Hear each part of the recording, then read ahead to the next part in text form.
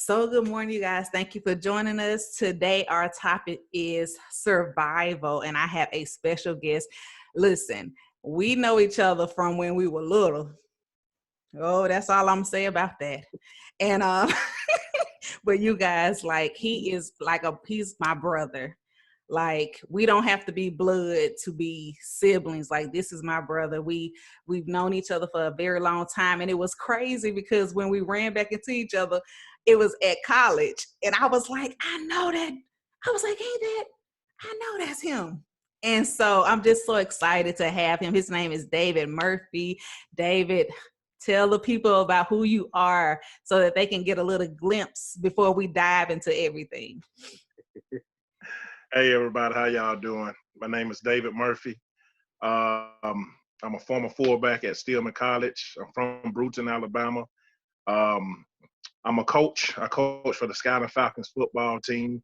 I run football camps all around citywide, free camps for the children. I give back to the community. I'm a musician.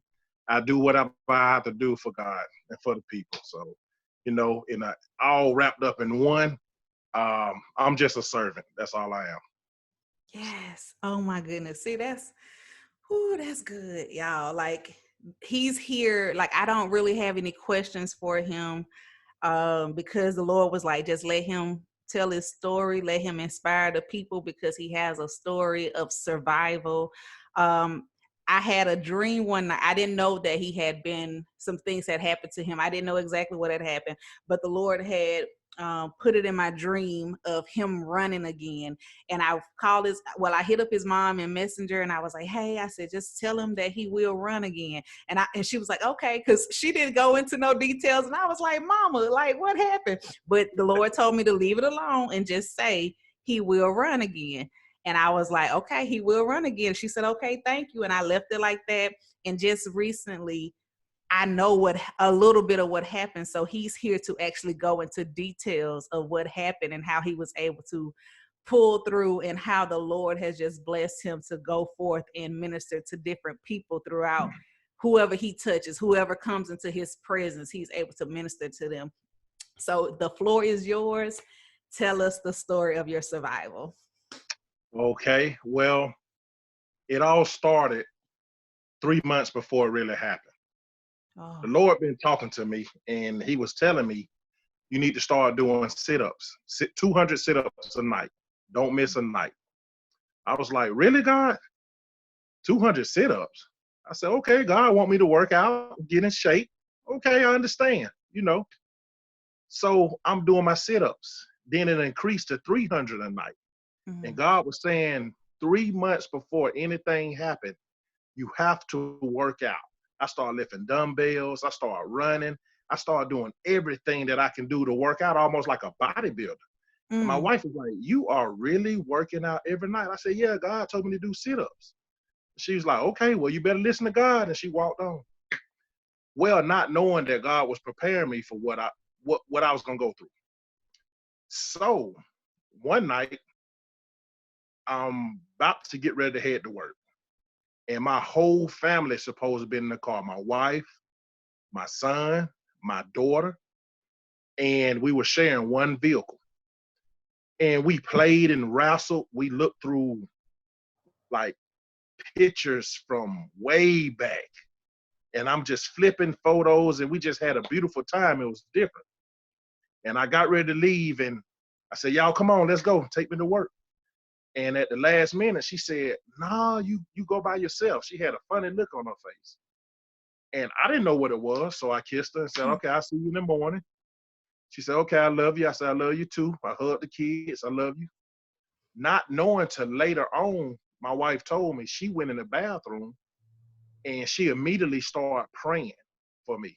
Started praying for long life, protection. She said just the spirit of prayer came over her and she started just praying. Before that, my mother came out. She was staying at the house that night. She was like,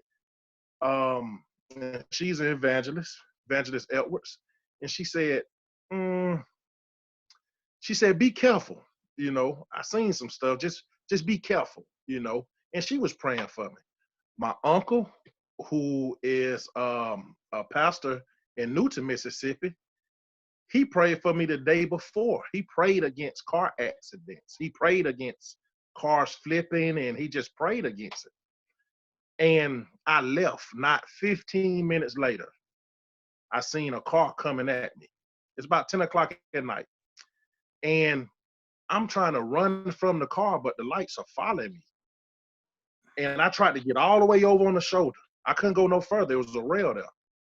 And this car hit me head on, and they said it was 70 miles an hour worth of impact. Mm. The car flipped over. My car went up, turned sideways. I mean, it was a mess. The impact was crazy, but before that happened, I couldn't get gas. I tried to stop at least 6 or 7 different gas stations. And God kept telling me, go to the next one, go to the next one, go to the next one. I'm like, Lord, I'm on E. Go to the next one. Get gas on the way back. Get gas on the way back. You got to go to work. And so I didn't get no gas. And I'm saying, Lord, I hope I make it to the gas station. We stay 20, maybe 30 minutes from my job. Every gas station was closed that I usually go to. The next one was literally 1 mile. I didn't make it to that gas station. Mm. I had a car accident before the gas station. And God told me later on, he didn't want me to fill up. If I had filled up the tank of gas and got hit head on 70 miles an hour, the car would have blew up and I would have burnt to death in it. So the gas had to be on E. Listen, God set me up to go through what I had to go through, but he set it up where I would make it out to be a testimony. I'm no testimony if I'm dead. I can't testify to nobody if I'm dead in a car accident. So when the car hit me, everything went black. Everything went black. And when I opened my eyes, I went on earth. I was like, I was suspended in space. I was suspended in nothing, but it was peaceful. It was peaceful. It was no pain. It was no wind. It was nothing. It was just like I was just suspended, and something was holding me, and my body was just going back and forth, back and forth. And I'm looking around. I'm asking God. I'm like, God, where am I? I mean, at that time when the accident happened, I realized, my soul, I separated from my human body. I was in between life and death. It's a point where you be between life and death. I saw that point. I was there. And I looked around and I just seen a little, I'm talking about a small light, about the size of a button on your shirt. It's a small light to my right. And I said, well, God, where am I? What is this? And I said, let me look to see if I can see anything else familiar. I got ready to take my eye off that light, and it was a man's voice. It was a man's voice. It was powerful. I mean, it was a powerful voice, but it wasn't aggressive. It wasn't mean. It wasn't like, anger. It was like a man's voice, very settled, but very powerful. I could feel the power. It said, look at the light. When I looked back at the light, I did just like this. And my eyes opened a second time. And then I'm in the car crushed up. I came back to earth and I'm like, Lord, where was I at that point? I'm like, all my senses came to me one at a time. My vision, it came. I started smelling the accident.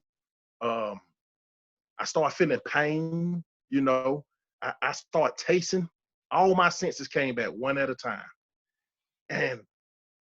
But even though all that was going on, I was asking God, where was I at that time?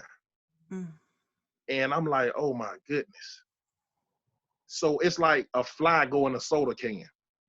You drink a soda can, you drink it up to pop up, and a fly go in there to try to get the last little piece of soda. And while I sit at the bottom, getting that soda, somebody that come and step on it. That's how I was in the car. Oh, Jesus. 2 jaws of life. They had to cut the whole side of the car off because the steering wheel cracked my sternum. The dashboard broke my femur. My femur bone was hanging out my leg. I broke all my ribs on the left side. I shattered my teeth from here all the way back. I busted my shoulder. Both of my knees was busted. It was a mess. My wife told me somebody called her. It was a guy that was behind me and was like, it's a guy. He's he's like in an accident. Do you know him? Do you know him? And I'm like, she was like, just tell me his name. And he said, what's your name, sir? And I was like, David. I could barely talk because my lungs, my bone, my rib cage, when it broke, one of the ribs went into my lungs. So I can't speak. I'm taking little puffs of breath. I don't know what's going on. I know my body is not right. So I barely said, David, and I'm hanging out the car. And the other car flipped on top of, I got hit by an SUV. I was in a little 2001 Nissan Altima. I got hit by a big old SUV head on. And I'm going to send you them pictures. I'm going to send you them pictures, let you see them. But my wife and my mom came to the scene. They immediately start praying. They immediately start praying, asking God, Jesus, this, help my son, help my husband, and then they put me in a helicopter and flew me to UAB. So the thing is, I didn't understand why it happened to me. It was a lot of nights where tears was just running down my eyes and just soaking my shirt because I'm saying, God, I don't do nothing to nobody. Why me? Why me? Why me, God? Why me? 2:00 in the morning. Why me? He finally answered me. I was laying in a hospital bed. They did 10 hours of surgery to put me back together again. They did 10 hours. So I said, God, why me? And in my hospital room, all the curtains just started moving. Wind just started blowing in my room. And it's like 2, 3 o'clock in the morning. I'm looking around and I'm like, what in the world is this? And he answered me. It was simple. People look for long, drawn out things for God to say. They look for whole Bible scriptures and chapters and poems and stuff. No. He said something so small but powerful. He said, why not you? That same man's voice that told me to look at the light when I got in that car accident was the same voice that answered my question. God, why me? He said, why not you? My life changed immediately. My life changed right when I got in that car accident because I was taking 2 multivitamins a day. That's all I was taking before the accident. After the accident, I had to take 22 pills a day. I Jesus. had to take 2 shots in my stomach every day for the next 4 months. So when you go through stuff spiritually, your body go through it too, physically. It was a building for my spiritual man to get strong as I built my body with physical therapy. I had to spiritually get healed first before I can get my body healed. In anything you do, it's a balance. Anything that you do, it's a balance. There's no way in the world my body can heal before my spirit man can heal. It wasn't going to happen like that. So God sat me down to talk to me, to heal my mind, to heal my spirit, to grow my faith. And it was for other people. And I said, God, oh my goodness, my life has changed. They was talking about cutting my left leg off. I had to go through that mentally. How I'm gonna live with one leg. They put me on oxygen. I couldn't breathe on my own for 2 weeks. Um, my wife, when I used the bathroom, she had to clean me up. I couldn't do nothing on my own. I went from being Superman, being a credible hook, one of the strongest guys on Stillman College football team out of about 500 players, to I cannot even wipe myself after I use the bathroom. God gonna humble people how he want to. God gonna use something bad and turn it good. Everything bad is not bad. It's Ooh. not. It's really not. My life has changed. It has shifted. So now I can tell somebody, look, what you going through ain't bad as you think it is. Oh, you think that's something? I went to physical therapy. Next thing you know, I got people around me. I'm telling my story every time I go in physical therapy. I'm telling my testimony every time I go in physical therapy because there's somebody new in there. I was in physical therapy for about 8 months. I had to learn how to walk all over again. I was in a wheelchair for about 5 months. I got on a walker. I'm 33 years old and I'm on a walker like 100-year-old person. And I went to a cane. I remember when I first started walking, took my steps. I mean, my mom was there. My dad was a big support. My brother's a barber. He's a barber for E-Taz Barbershop. He owned his own business. My brother used to come up and cut my hair. And I had so many people. Oh man, so much support coming. Um, it was just a miracle. It was, when I say it was a miracle, it was a miracle. How many people showed me love? I was like, but love is a form of a medicine. And that's what God show us. Anytime a kid fall and hurt themselves, they look for their mother or their father to pick them up and Mm-hmm. tell them it's gonna be okay. If you start crying, they gonna cry. So I had to learn how to turn my hurt, my pain, I had to learn how to turn that into positive energy and say, you know what? Everything bad ain't bad. It changed my whole outlook on life. But the reason I say it started 3 months before the car accident, God had me doing sit-ups and working out to prepare me for the accident. I'm sorry, I'm laughing because that's what I just wrote down on the paper. Thanks, sis. I'm okay.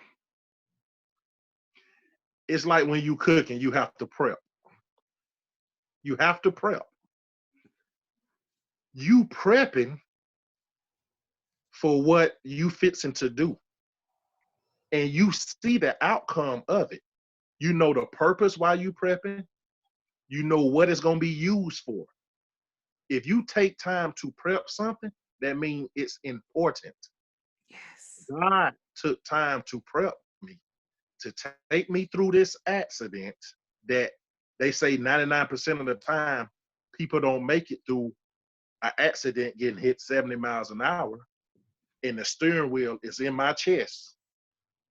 And I got bones hanging out and I'm bleeding everywhere. Both of my knees cut up. It was a mess. Matter of fact, the guy checked my post. He told me he checked my post and I didn't have a post. The one that called my wife checked the post. He called the ambulance first and told him this guy dead. I checked this pulse and everything. He's not responding. He don't have a pulse. This guy's gone. And all of a sudden, when God told me to look back at that light, he blew the breath of life back in my body. And I started making noises. Ah. And he turned around and said, oh my God, I can't believe you still alive. I didn't get no response out of you. I'm hanging out the car. And he's like, I can't believe this. This is a miracle. This is a miracle. Who can I call? I was like, call my wife, call my wife, call my wife. And I just started saying her phone number. That's how he ended up calling her. You know, it was just, it was a miracle. When I say it was a miracle, I'm a miracle. I'm a walking testimony for the rest of my life. Yeah. Can't nobody say that life is too hard. That is no obstacle that they can overcome. That is no wall that they can't break down. If it's a wall you can't break down, God gonna give you the tools to break it down. He'll give you a sledgehammer. He'll give you a big old tractor. He'll give you something to knock that wall down. No wall should stop nobody from doing what they're supposed to do in life, especially serving God. Oh, God. Listen, let me tell you. So last year I was look, you got me in tears, so I'm trying to keep it together long enough to just say this. But before you said it, the Lord said, well, Holy Spirit said, God prepared his core to be strong enough to endure what was coming. Because here's the thing, what I took in the beginning when you explained it, you said the car, it didn't matter what you did. Because here's the thing, the Lord knew that it didn't matter what you did, that car was still finna hit you. So he was preparing you 3 months in advance. And so he took me back to something last year I had to do. I had a prophet tell me that I needed to pray for 21 days every morning from 4 a.m. to 5 a.m. in my heavenly language. Now, I had never prayed in my heavenly language for a whole hour. Wow. So I did it. And she told me to make sure I had something to write on, a pen and paper with me, because the Lord was going to be downloading stuff in me. So while you was talking, this is what the Lord told me to go back to these notes from August. And it says, when our core is strong, we're able to stomach some things others may not be able to stomach. Wow. When our core is strong, we're able to move and do what it is that the Lord had want us to do. When our core is strong in God, we walk with boldness. We walk in obedience, even when it's hard to do. Our core becomes spiritually fit. Wow. So when you said your stomach, I had umbilical hernia repair a couple of years ago. And I didn't realize until I had that you use your stomach for everything. That's right. That's right. Everything.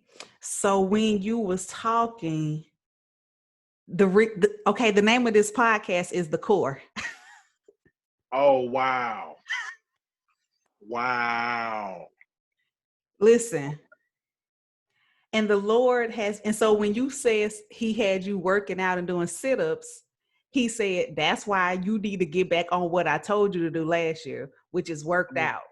And it's called Working Out, Redemption, Kingdom Driven, Obedience, Understanding, and Trust. And we work out to gospel music. And it's not just your regular workout. Like, there's been some breakthroughs during those workouts. And so while you was talking, he just was reminding me, that's why your core, because your core, I got to read the whole thing because I just read part of it. So let me read the whole thing. It says, the core of our body, we use it for so many things: singing, laughing, crying. Our core is what holds us together. Our core spiritually is what connects us to God. It allows us to connect with our Heavenly Father in a way that we cannot connect with our natural father. And then everything else that I said after that about how when it's strong, we have a strong foundation with God. We have a strong relationship. But if we don't have that together, like how you said, you had to get together spiritually first. That's right. Physically, and then mentally, all three of those had to be together. In order, to be honest, it had to be spiritually, mentally, in order for you to physically do it. Amen. That's it. That's it. Oh, God. Listen, and I'm like, because at first I was like, okay, Lord, you want him to come on and tell his story. I said, but you ain't give me no questions. You ain't give me nothing. I said, what you want me to do, Lord? Like, what are we about to do? And as you was talking, he said, because in his testimony, was every question that you wanted to ask. Wow. You started Wow. answering the questions that I tried to write down. You answered them, and I didn't have to ask you the questions.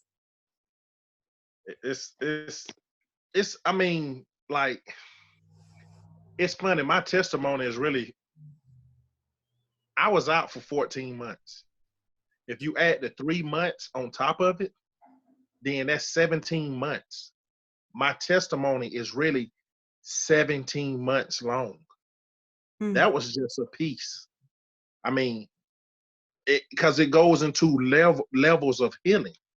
It goes into levels of healing. Shut up.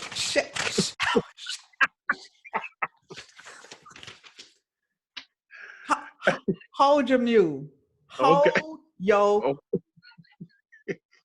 I'm sorry. Go ahead. Go. Go. I'm Just just, go. I'm just saying, God took me through stages. He took me through stages, and each month was different. Each month was totally different. I had to conquer something. I had to conquer. You know what, sis? I had to conquer the fear of car accidents. I was so scared to drive mentally, and I thought I was just because I was such, strong in the gym and a football player, and I'm athletic, and I was like, hey, I won't contact. You know what I'm saying? I'm aggressive. I like that contact. I'm a country boy. So I was so scared of driving that I used to cry. I used to cry because I wanted to drive so bad, but I was so scared to drive because I'm like, somebody's going to hit me again and I got to go through this all over again or I might die. I was so scared. If it wasn't for my wife talking to me so much, the first time I started driving, I used to drive around my yard.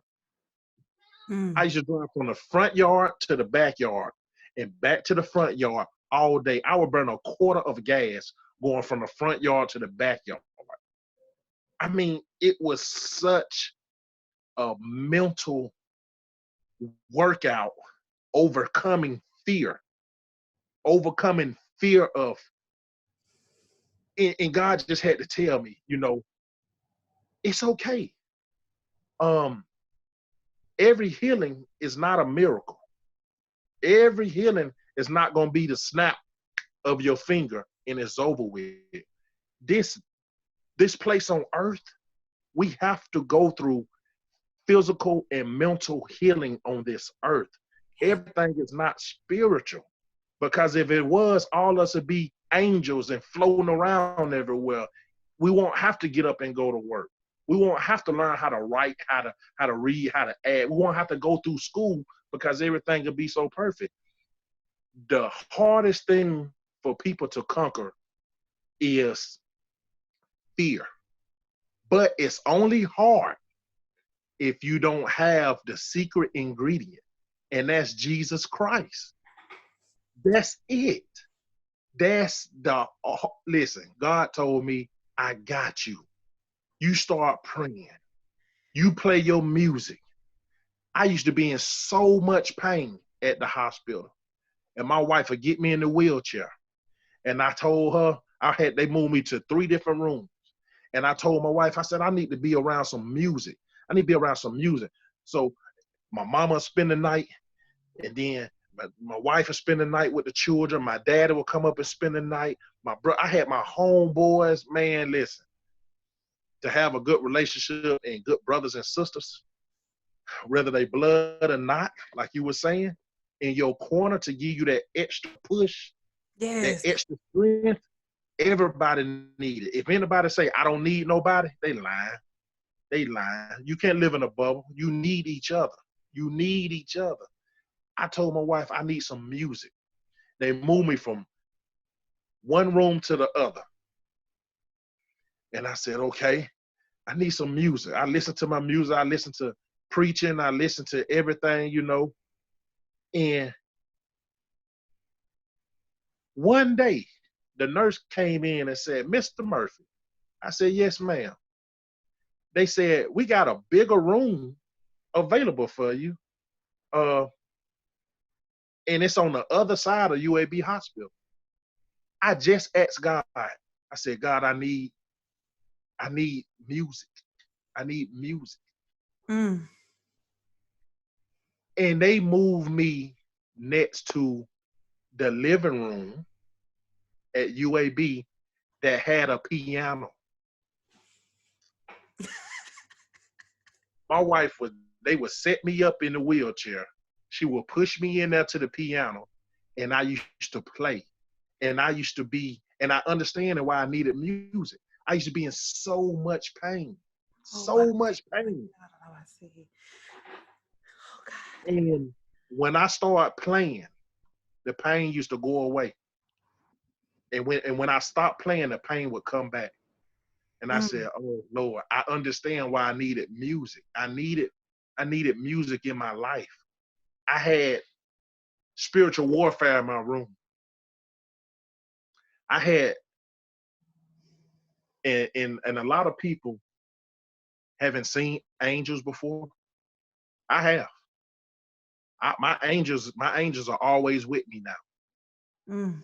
My angels are always with me. I was in that hospital room about 2:30, 3 o'clock in the morning. It was a dark figure to the left. I see. It was a dark figure, like a little guy, kind of statue, like he had like he was dark, like he had like a suit on, like a little armor. And he didn't fit my spirit, you know. And I was praying to God. I was like, God, uh, I don't feel comfortable. Whatever on my left hand, it was on my left hand side of my hospital bed. They ain't too long had took me off the oxygen. I'm breathing on my own. And that figure came up. And I was like, God, I don't know what it is. I'm too weak. I'm too weak right now. I'm at my weakest point. And I started praying. I said, Jesus, please, whatever this is, God, it's not agreeing with my spirit. I need it to be gone in Jesus' name. I need it to move in Jesus' name. Immediately after I said that, the wind came through my room again. My curtains shaking, blowing, like somebody put a fan right on and my mama was telling me, when that wind come through, that's God. That's the Holy Spirit. That's the Holy Ghost coming in. That's the Holy Ghost. It's coming in. And on my right hand side, a huge man came up out the ground, bright, went all the way through the ceiling of the hospital. It was so big, his chest was going through the ceiling. And I looked over at him, and I was like, oh my goodness. Immediately, my spirit man got strong. It got so strong, and I was like, oh my God. And I looked back to my left, and it shrunk. It went away. It fell back down in the ground. Every night around between 2 and 3 o'clock in the morning, my angel on my right hand side would come up all the way until I left the hospital. I stayed in the hospital. I went in January the 26th. I didn't get out to February the 14th on Valentine's Day. My angel came up every single night at that time until I left the hospital. And God told me, your angel will be with you everywhere you go. He will fight your battles. And to this day, when I call upon my angel, my accident happened in January the 26th on my older sister's birthday. Mm. I ain't too long had wished her happy birthday. 2015. My angel been with me ever since. If I call upon my angel right now, my angel will come up and fight my battle. I see my angel all the time now. He's huge. He is huge. My angel have to be at least probably about 10 feet tall. I'm talking about he is big. A lot of people, you know, that know about angels, angels are in different sizes, you know. But God have to give me an angel so big to match who I am. Oh, Go ahead. Go ahead. You Jesus. got Oh my something. God. Oh, that if don't nobody catch that, I called it. You said he had to give you an angel that matched not only your size, but the power that he placed on the inside of you. Amen. Amen. I just, He I can't, just, he can't give you nothing else. I just want to cry. I just want to just rock back and forth. Just rock back and look, earlier when you said that's another level of healing, you don't nobody know this. Not even the ladies that's going to be a part of it. They don't know the name of this podcast that we're going to be doing it monthly. And the title is Next Level Healing. So when you said it, Wow. you confirmed it because I was like, maybe that's not the title. Maybe it's something else. And when you said it, I said, he all up in my business. He all up in my business.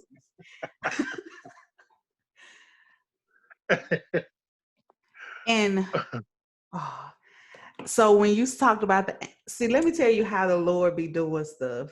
People don't understand. I don't think I shared this with you, but I'm gonna try to be as fast as possible, y'all. I'm so sorry. I'm gonna read it really fast. It ain't that long. Okay. I was at a park that had an obstacle course. Most of the course was very easy. I went through it several times with ease. Well, the last time I was going down the end of the course, someone happened to be at the end with me.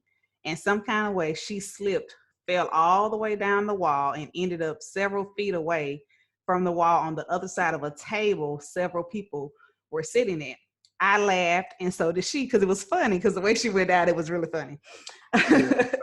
But then the wall started falling apart, and the way I was supposed to come down wasn't an option anymore.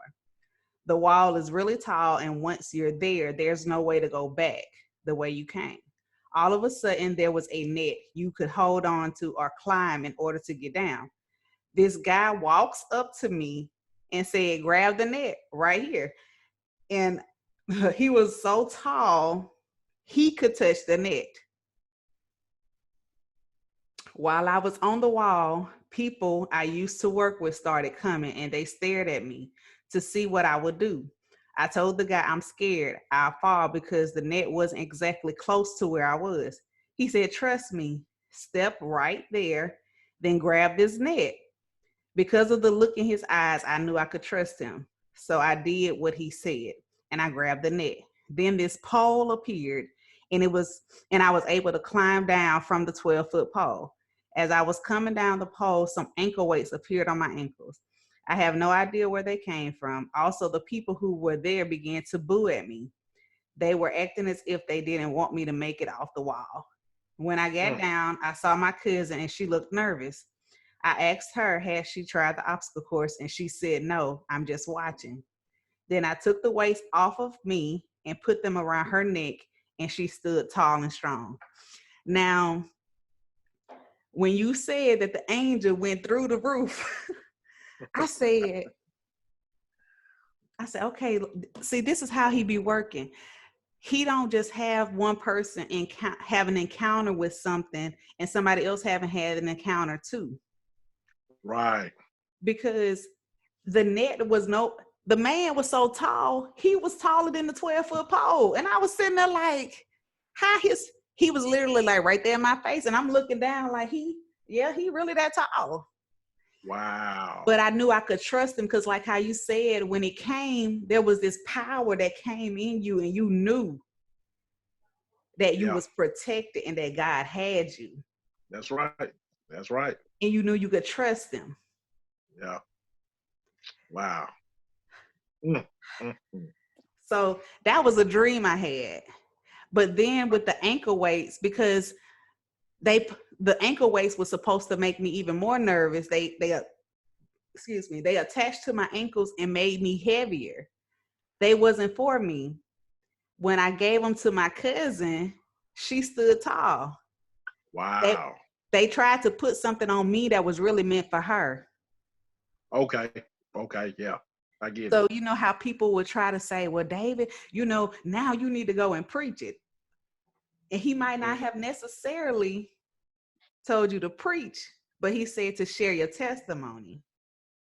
He said, share my testimony. That's right. That's what he said. But All he right. did give me a pulpit. He gave me a pulpit in its coaching football. I'm just saying, because people would try to put things on us that Yeah. wasn't necessarily Yeah. what God wanted us to do, and we may fall flat on our faces, or we'll get nervous and be like, "Well, I can't do this. I just give up." Mm, mm, mm.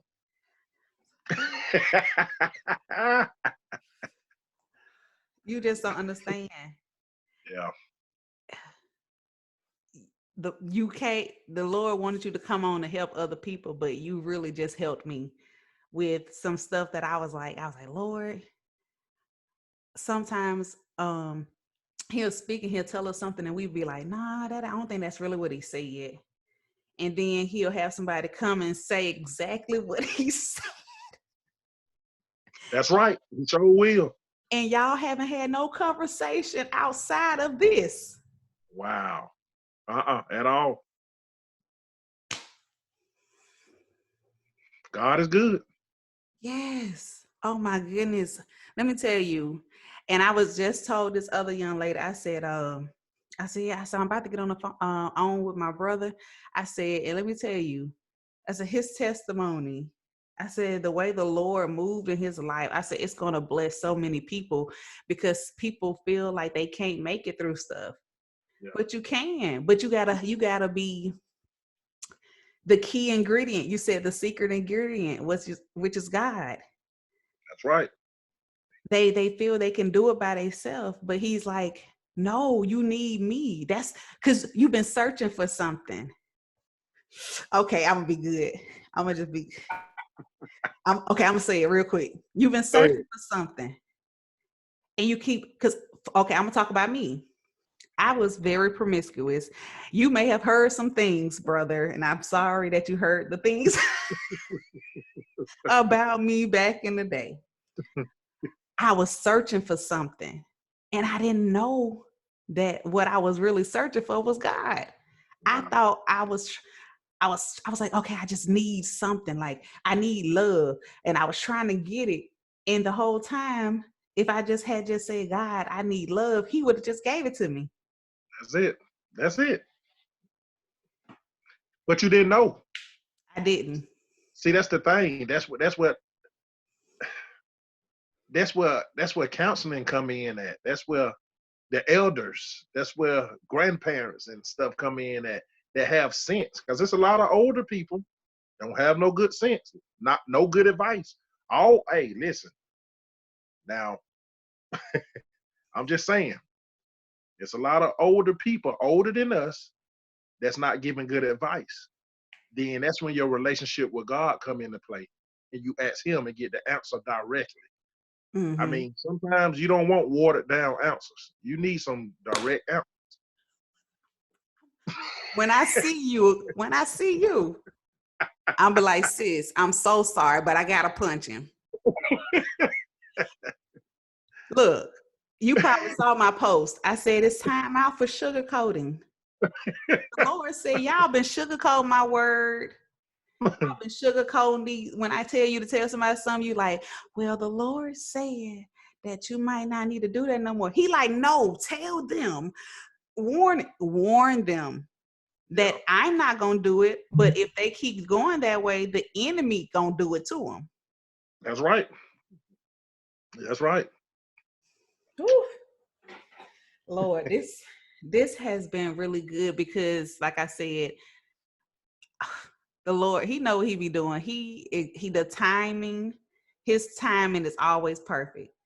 Yeah. Timing is always perfect, and I just you didn't encourage me tonight. I'm like, Lord, now I gotta stay up and he's something else. Because you get him on here. Because so this is this okay, so I am gonna ask this one question. Okay. And I think you sort of kind of went into it a little bit when you said that God was a secret ingredient. Um, what advice would you give somebody? Because, like, for me, with my situation, when I went through healing and forgiveness and stuff, the Lord actually took me through the process. Now, I did go through a level of deliverance where one of my really good, she's my sister, and she Okay. told me to go to this one lady for deliverance because I needed deliverance, like I real deal needed it. Yeah. And but I didn't actually go to counseling. So what would you recommend, what would you say people would need to do if they wanted to grow? Because like you said, some of the elders, it's not that they don't know some stuff, it's just that because of some, we talked about this, me and my sister talked about tradition, religion, and some people are stuck in the Old Testament and they don't see it through the New Testament. Like, you're supposed to filter it back through, Yeah. because once Jesus died on the cross and he rose again, all of those things were passed away and there was a new covenant, a new thing, a new, what would you say to some people who just feel like this is too much, this is horrible, like my life is over, I'm not gonna make it? What would you say to them to encourage them to keep going? I would tell them to reset the button. Mm. Anytime something is going bad, whether you playing a video game, you can always reset the button. Age is no number. Mm-hmm. Age is no number. People use age as a number. Age is not a number. Age is what you want it to be. Mm. You could be 80 years old, and if you put in your mind you 25, your body is going to react to that. So you reset the button. And by resetting the button, that means you ask for forgiveness. You go get baptized if you have to. You ask people that hurt you, forgive me. You start your life over. And then you start your life with God. You Yes. have to humble yourself. Everybody in the world have to humble themselves to the Creator, to our Father. So if anybody's just going through something, like, oh my goodness, it's just too bad. I can't do this. I can't do this. Well, how about getting your chest cracked open? How about your bone hanging out your leg? How about you getting hit head on by a car 70 miles an hour? How about you breaking your ribs? How about you on oxygen? How about you shattered all your teeth over here? I had to have emergency surgery. How about both of your knees busted? How about your shoulder busted? How about your life stopping for 14 months over a 20-second car accident? Think of David Murphy, what I'd have went through. If you say that life is too hard, then you don't want to. You don't want to change. You Mm. want to give up. But God gives everybody a reset button, and that's called asking for forgiveness and starting your life over wherever you started at. I don't care if you're 40, 50, 60, 15, 10, it don't matter. When you ask God for forgiveness and say, hey, God, I want to live for you. Jesus Christ, I want you into my heart. Forgive me of all my sins. I want to be a new creation. New. Anything new mean it's just starting. Oof. It's just starting.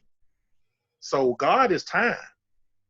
You can't look at this fleshly body and be like, oh man, I'm too. No. You have the secret ingredient. That's God. If you got God on your side, you got everything. You'll never get locked out. You can't spiritually get locked out because God has the keys. Mm. It don't matter. My body got crushed up. It got crushed up. It was out of my control. I couldn't do nothing about it. But now I'm running. I'm in the community. I'm feeding the community. I'm coaching football. I'm giving myself. I'm a servant. He didn't save me for me. He didn't save me to go back and do what I was doing.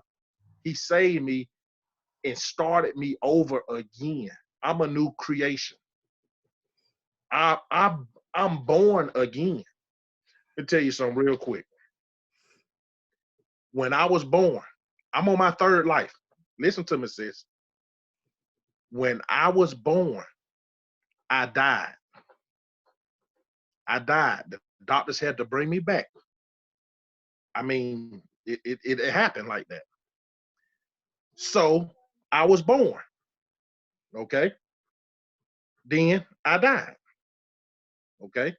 So that's one life or whatever. I got in a car accident. I died again.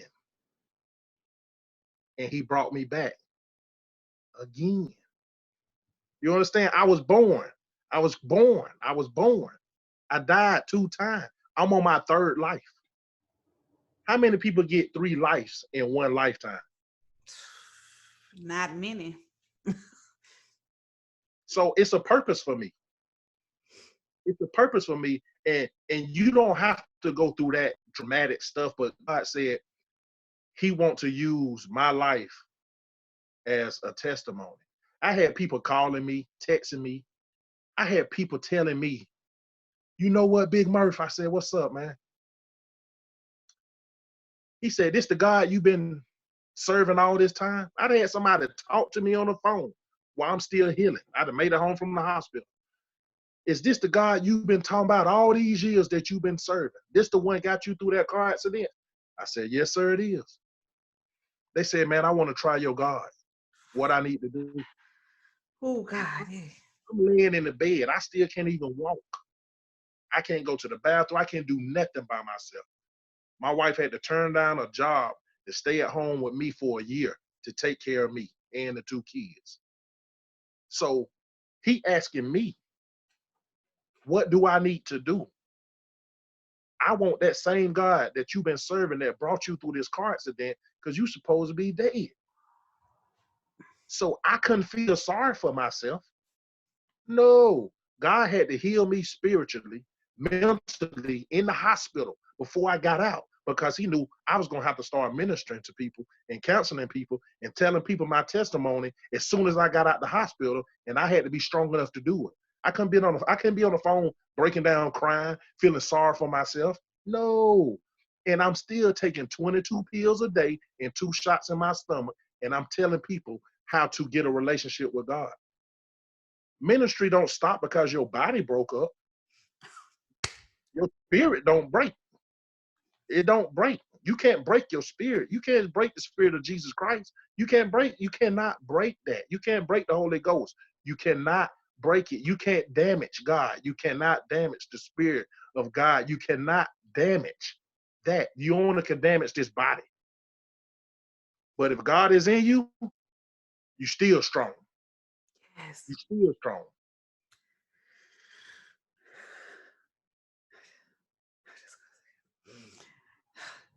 You, I don't have nothing else to say. Well, I be getting crunk sometimes, sis. I be getting crunk. Look, I'm just here to receive. I'm just like, have your way, Lord. Just use him because when you talked about the car accident and you talked about how you were scared to drive again. Oh man, yeah. I had a really bad car accident. Yeah. And I was going to pull it up.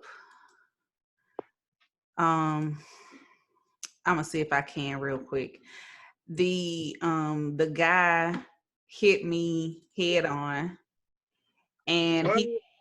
he told everybody that I hit him, but he hit the car in front of me first. What? So I was like, okay, so I hit you. Okay, then okay, that's what you want to say. But Wow. I was so scared to drive. Mm. My husband, at the time we were just still dating, he said, you want another car? I said, no, nah, I'm good. I'm just gonna stay at home. I don't plan on driving ever again. My baby was in the car. She was only 3 months old. Oh, wow. And that man hit me so hard that he knocked me in between two trees. What? And I thought that I was gone. I'm just gonna be honest. And I was trying to roll down the window, but there was no window. Because I was trying to get my baby out the car. I was like, I started screaming and I said, my baby in here, my baby in here. And I remember this lady, she had on heels that had to be about that high. And she came running down the street and got my baby out the car because it was raining. She came, got my baby out the car, put her in her car, called the ambulance and everything. Because she saw the accident. And it's crazy because she was supposed to be on her way to church. And she looked at me, she said, I know you. She was like, don't you go to my church? And I was like, yes, ma'am. I think you, yeah. I was like, I think that's where I go. And she, it was a lot. And I just thank God that I survived it. But Yes. when you talked about that fear, it comes on you and you're like, I don't want to do, I ain't doing that no more. I'm good. Like, I'm Gucci. Like, I don't need no car. I'll walk where I need to go. Hopefully the baby won't need nothing. Or hopefully the family won't need nothing. So, but to see you walking in your purpose and doing what it is that you're supposed to do, I'm just so happy that you survived that thing because it could have been way worse. And I know there was a lot that happened. There was like I didn't even realize all of that happened to like I said, I didn't know any of this because I think y'all weren't on Facebook. And I think it was just everybody else was posting like pray. And I was like, what is going on? But then the Lord was like, you don't need to know, just pray.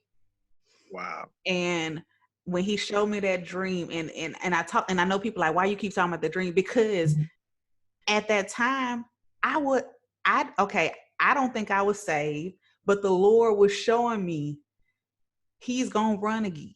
Just tell him he's going to run again. And that always plays in my head when I see you coaching, like when you post videos of you walking and stuff. And I'm like, he's running. And I don't know if that was a moment for me because it's somebody that I'm close with. And the Lord wanted me to see that when he says something, it's going to happen. What happened? And that's what happened. He said it. And then when I saw you coaching, I said, therefore, if he's coaching, he's running. Oh, yeah. A lot of running. I said, because he's going to be running down the field and he's going to be running this way, he's going to be running that way. But just to see how he has brought you through that and your testimony is just so powerful.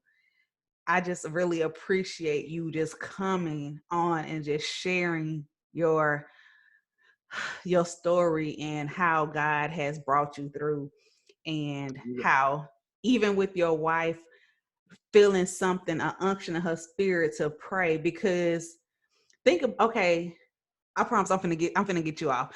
I'm gonna say this, but there's times where people feel an unction in their spirit and they ignore it. Yes. So have that unctioning that your mom felt and the unctioning that your wife, have they not actually responded to it, we don't know what would have happened. Yeah, you're right. Prayer changes things. It does. And people were like, oh, I can do this by myself. I don't need no God. I don't need Jesus. And I'm like, but you do. Yes, you do. Every day. That's how you wake up. And the enemy will make you think that you don't, because he gonna give you all the good stuff. But then there's a price to pay, because then he gonna be like, okay, remember when I gave you that money? Now you got to pay me back for it. And the Lord is just like, just be obedient and I'm gonna elevate you. I'm gonna give you what you've been asking for, and there's no strings attached. All I just ask is that you just do. Just go out and do. Wow. Wow. Woo. Mm.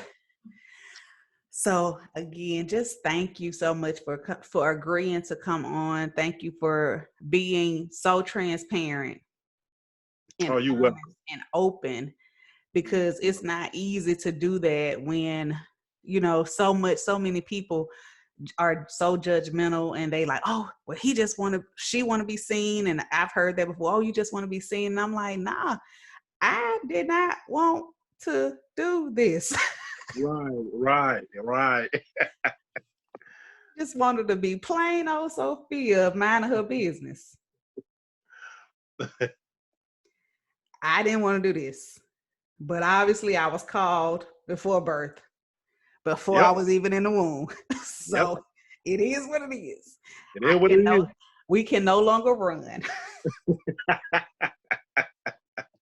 We can That's run, right. but we can't run from the call. No, we can't. So again, just thank you so much. If anybody wanted to like reach out to you just to talk, or just to be a blessing to you, how could they reach out to you? Like Well, maybe they like can email or Facebook? probably Facebook, David Murphy. That's pretty much it. David Murphy, or I mean, you can email Big Murph, BIGMURPH 454 at gmail.com.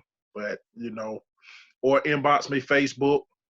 Um, I do a lot for the community, so um, we always trying to help anybody that we can. Mm-hmm. Anybody we can, we try to help them. So that's my goal. It ain't even about me anymore. It's Mm-mm. not. When Jesus walked the earth, it wasn't about him, and it's not about me. My family is good. I need to help somebody. I need to be a servant. That's Yes. my goal. That's my goal. Yes.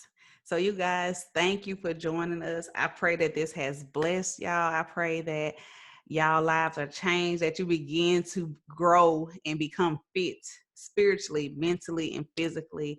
And we will talk to you guys again next week. Deuces.